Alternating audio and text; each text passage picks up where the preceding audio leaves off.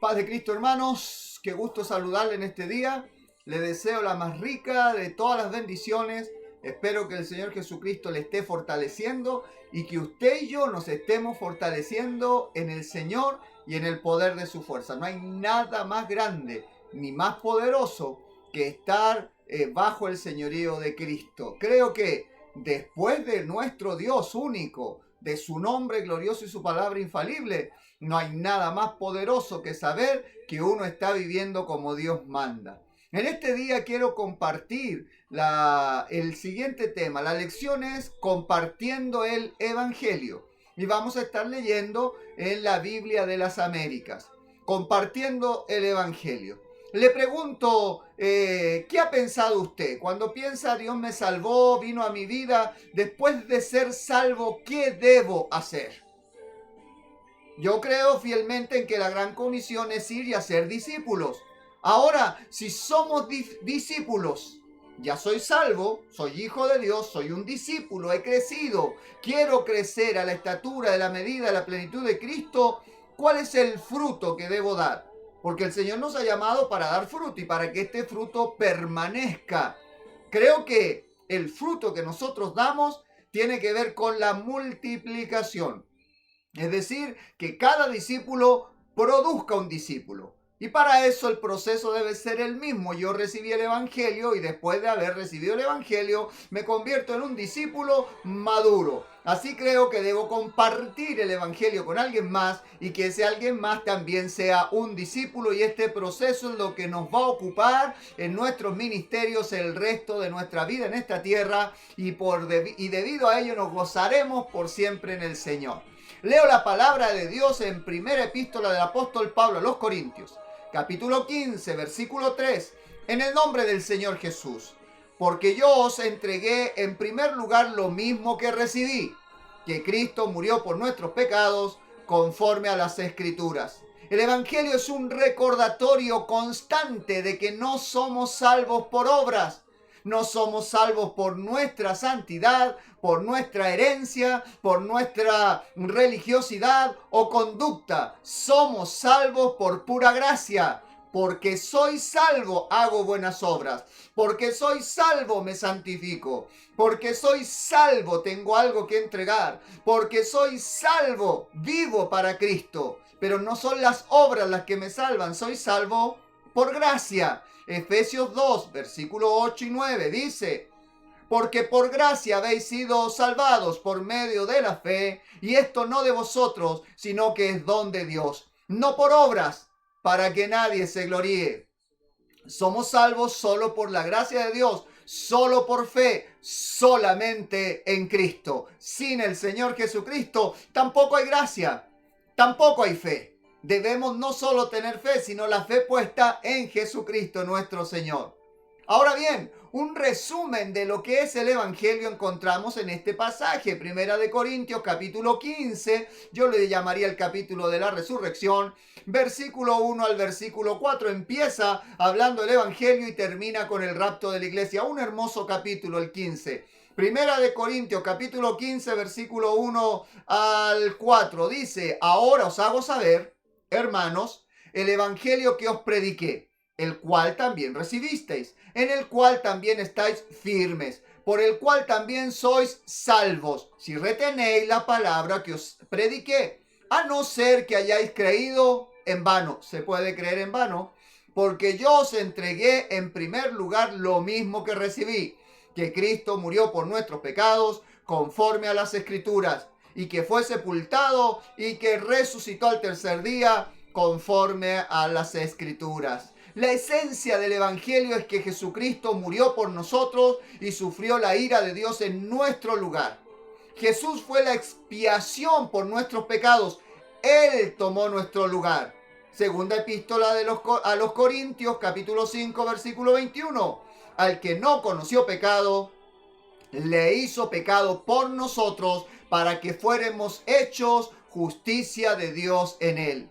Esta escritura no quiere decir que Jesús pecó. Cuando dice se hizo pecado, no es que Él hizo pecado, sino que fue hecho pecado. Jesús cambió su perfección por nuestras imperfecciones. Su justicia para darnos justicia. Cambió su justicia por nuestras injusticias, su obediencia por nuestra desobediencia, su santidad por nuestra rebeldía, su bendición por nuestra maldición, su vida por nuestra muerte. Todo lo que hizo Jesús en la cruz del Calvario fue sustituir. Él se apropió de todo lo malo nuestro para darnos a nosotros todo lo bueno de Él. El mensaje del Evangelio fue, es y será el poder de Dios para salvar vidas y que los salvos puedan conocer el camino que el Señor Jesucristo dejó para vivir eternamente con Él. Todo discípulo debe compartir el Evangelio. Si somos salvos y si somos discípulos, entonces nuestro fruto es compartir el Evangelio. Y es por eso que queremos hablar de esto. Número 1, 3 maneras de compartir el Evangelio. Número 1, compartir mediante la predicación. ¿Qué es el Evangelio? Es la noticia de que Jesús murió por nuestros pecados, resucitó y por fe en Él podemos ser salvos. Es la noticia de la muerte, sepultura y resurrección de Jesucristo. La palabra evangelio es una traducción del griego que literalmente significa buenas noticias. Si el evangelio son buenas noticias, entonces se deben anunciar por todo el mundo. Las buenas noticias se convierten en muy malas noticias en el momento en que dejamos de anunciarlas. Y las noticias que tenemos no son chismes ni simple información. Es el mensaje de esperanza y de salvación. Mis hermanos, como discípulos tenemos que contar la historia de Jesús. Muchas personas piensan al predicar inmediatamente un ministro cuadradito, bien educadito, vestidito de traje en un púlpito intocable y creen que eso es predicar. No. Anunciar el evangelio lo podemos hacer todos y en distintos lugares de distintas maneras. Debemos comunicar las noticias. Tenemos las mejores noticias que el hombre puede necesitar. Tenemos la solución para sus problemas. Jesucristo es el que llama al cansado, al desechado, al desprovisto, al desposeído. Jesucristo sana, Jesucristo salva, Jesucristo es el don de Dios. Jesucristo es el camino, la verdad y la vida. Jesucristo es el Cordero de Dios que quita el pecado del mundo. Tenemos noticias buenas que entregar. No podemos callar. Un discípulo de Cristo debe comunicar las buenas noticias. Romanos 10, versículo 14 al 15 dice: ¿cómo pues invocarán a aquel en quien no han creído? ¿Y cómo creerán en aquel de quien no han oído? ¿Y cómo oirán sin haber quien les predique? ¿Y cómo predicarán si no son enviados? Tal como está escrito: cuán hermosos son los pies de los que anuncian el evangelio del bien. Un predicador no es necesariamente alguien que está detrás del púlpito y predica un sermón. Un predicador es cualquier discípulo, varón o mujer, que proclama y anuncia el evangelio. Si usted tiene una voz, entonces cuenta con un instrumento para alcanzar a todo aquel que quiera escuchar. Segunda manera de compartir el evangelio. Lo compartimos, importantísimo, mediante la práctica. El evangelio no solo se debe predicar, se debe poner en práctica. No solo enseñarse en un salón de clases, sino que el evangelio debe vivirse. Nuestra manera de vivir habla más fuerte que las palabras que decimos. El evangelio se debe expresar, debe encarnarse en cada uno de nosotros. Esencialmente el evangelio debe moldear los deseos de nuestro corazón. Nos debe conducir a ser sumisos, nos debe humillar, nos debe dar balance. El evangelio nos debe sanar y debe despertar en nosotros hambre por una relación más profunda, significativa, íntima y satisfactoria con el Señor Jesucristo. No podemos estarle diciendo a la gente que busque a Dios y nosotros no hacerlo, o que oren y nosotros no hacerlo, o que se parezcan a Jesús y nosotros ignorar el ejemplo. Nosotros predicamos a Cristo cuando practicamos el evangelio. Primera epístola del apóstol Pablo a los Corintios, capítulo 15, versículo 2. Por el cual también sois salvos, si retenéis, diga retenéis, la palabra que os prediqué, a no ser que hayáis creído en vano. Si no nos aferramos al Evangelio con todo el corazón para demostrar que está impregnado en nosotros, podemos llegar a perderlo y habremos creído en vano.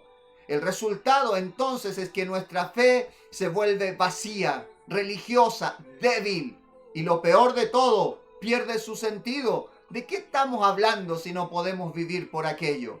Quizás el factor más grande que influye sobre las personas para llevarlas a Cristo es nuestro estilo de vida. La manera en la que vivimos y nos comportamos fuera de las paredes de la iglesia será el mejor instrumento de evangelismo. El consejo de Pedro para los cónyuges también sirve para evangelizar porque nos muestra principios universales que nos pueden servir. Primera epístola del apóstol Pedro, capítulo 3, versículo 1 y 2. De modo que, si algunos de ellos son desobedientes a la palabra, puedan ser ganados sin palabra alguna por la conducta, al observar vuestra conducta casta y respetuosa. El evangelio debe demostrarse, no solo predicarse o hablarse. También compartimos el evangelio compartiendo mediante la perseverancia. Un sentido para las pruebas. Segunda epístola del apóstol Pablo a Timoteo, capítulo 1, versículo 8. Por tanto, no te avergüences de dar del testimonio de nuestro Señor, ni de mí, prisionero suyo, si no participa conmigo en las aflicciones por el evangelio, según el poder de Dios. Leo otra vez. Segunda de Timoteo, capítulo 1, versículo 8. Por tanto, no te avergüences del testimonio de nuestro Señor, ni de mí, prisionero suyo, si no participa conmigo en las aflicciones por el evangelio, según el poder de Dios. La prédica y la práctica no son las únicas maneras de poder anunciar el evangelio. Note qué importante también está la perseverancia en medio del sufrimiento. Las cadenas de Pablo de las que él habla eran cadenas reales, no era un ejemplo figurativo. Pablo estaba encadenado, Pablo estaba encarcelado, Pablo estaba preso. ¿Recuerda la historia de la cárcel allá en Filipos? Con el cepo puesto en sus manos y pies, encadenado, azotado, humillado, dolorido, herido. A medianoche, Pablo cantaba himnos espirituales y oraba al Señor junto a Silas, y los presos lo oían. Se abrió la celda, se salvaron las almas. En lugar de echarse a morir o a llorar, él perseveró en servir al Señor, y eso fue un testimonio para salvar a los que creen. Su dolor físico y emocional sirvió para proclamar el evangelio. A veces las luchas y pruebas por las que pasamos sirven para fomentar el evangelio.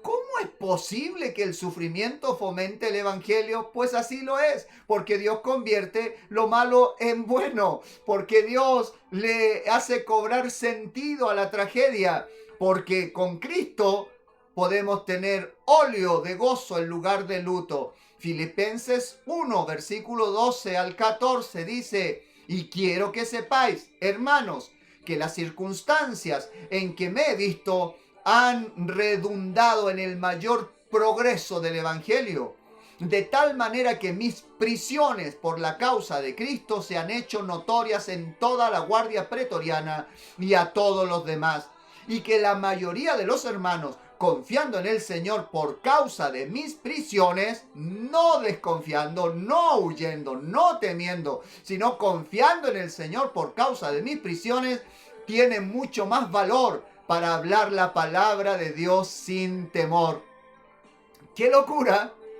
La tragedia de nuestras vidas, al perseverar, se vuelve un poderoso testimonio para decir el evangelio es poder de Dios. Y esta muerte, este luto, esta enfermedad, esta necesidad, esta prueba, esta privación, este ataque no nos detienen, porque todo lo puedo en Cristo que me fortalece. Y esa perseverancia hace que la gente mire y diga: aquí hay algo especial, esto es una locura, pero especial. Los soldados romanos encarcelaron a Pablo, pero no pudieron detener el evangelio. Cuando Pablo estaba sentado en una celda oscura y tenebrosa, los hermanos estaban predicando las buenas nuevas de Jesucristo con audacia, sin temor. Si tenemos la actitud correcta y perseveramos en medio de las prisiones, de las decepciones, de las pruebas, de las persecuciones, Dios respaldará a su pueblo enviando valentía, temeridad, osadía desde los cielos. Terminemos por este día. La gente quiere ver el evangelio, no quiere solo oírlo. Están cansados de escuchar mensajes que no están respaldados por el estilo de vida de aquel que predica. El famoso Gatica predica, pero no practica. Eso le sirve al filósofo, al político, pero no al discípulo. Debemos vivir lo que predicamos. Segunda de Corintios capítulo 3, versículo 2 al 3. Vosotros sois nuestra carta, escrita en nuestros corazones, conocida y leída por todos los hombres, siendo manifiesto que sois carta de Cristo redactada por nosotros, no escrita con tinta, sino con el Espíritu del Dios vivo, no en tablas de piedra, sino en tablas de corazones humanos. El mundo necesita, usted, mi hermano, mi hermana, discípulo de Cristo, mi amigo, mi amiga, discípulos de Cristo. El mundo necesita una iglesia que le dé validez al evangelio que tenemos, siendo un reflejo de Jesucristo. Los hechos dicen más que las palabras. Nuestra vida, nuestro estilo de vida, nuestro testimonio puede ser la única Biblia que la gente vaya a leer alguna vez en su vida. Y de acuerdo a eso, decidirá salvarse o abandonar el camino. Compartamos el evangelio. Gandhi, un prócer, líder de la India, que siguieron millones de personas, en su biografía dijo: estuve a punto de convencerme de ser cristiano, pero en el hogar cristiano donde yo vivía, vi cosas tan diferentes que no pude creer que era cierto lo que se decía de Jesús.